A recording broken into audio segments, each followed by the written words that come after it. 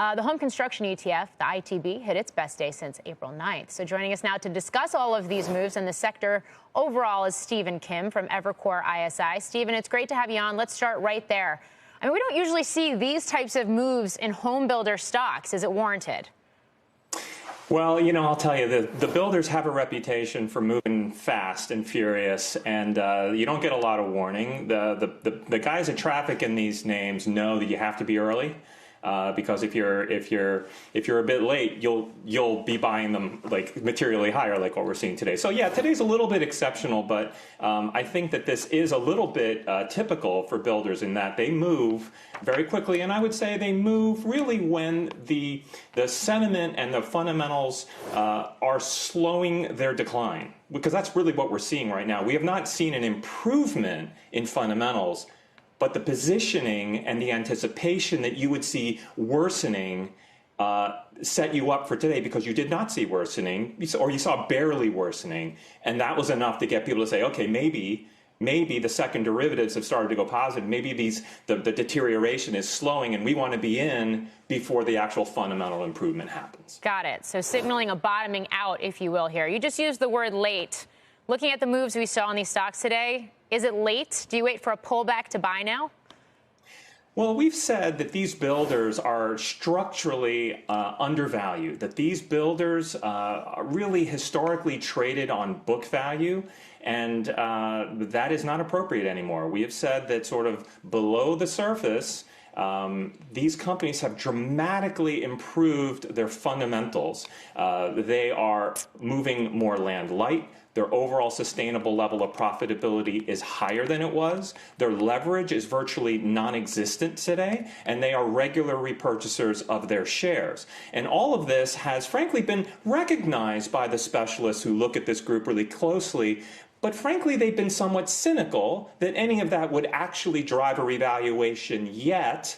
So they were kind of, we think, tactically positioned to play the negative story. What we're seeing here is that when the environment lifts, the clouds lift just a little bit, there is this realization that these companies have long been undervalued, and so you could get a dramatic revaluation in these stocks. Just to put it into some frame of reference, we have seen one builder in the space, NVR, which has established this new model.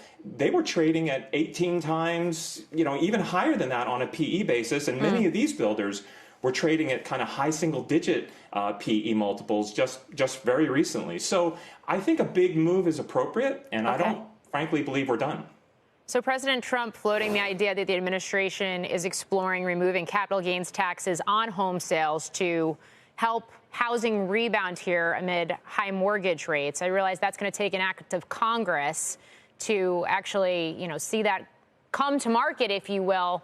But how much does that sentiment or that possibility of more policy help housing? How quickly does that happen? Is it going to be meaningful if it does happen?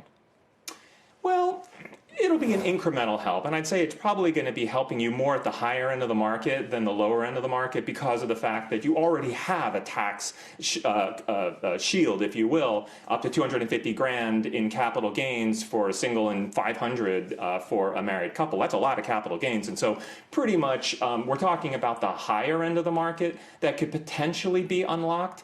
But frankly, that's not what really is going to matter for the housing market. What's really going to matter is a return of confidence.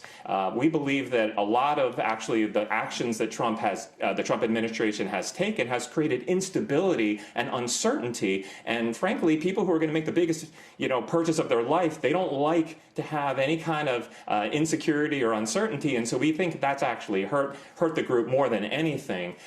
Frankly, we think that things that would be best for the market the housing market would be if the lower end consumer felt it was safe to come back into the market, and that would be the biggest, we think, catalyst to a rebound in the housing demand. This tax policy possibility, it would be incrementally better for the higher end of the market. Okay.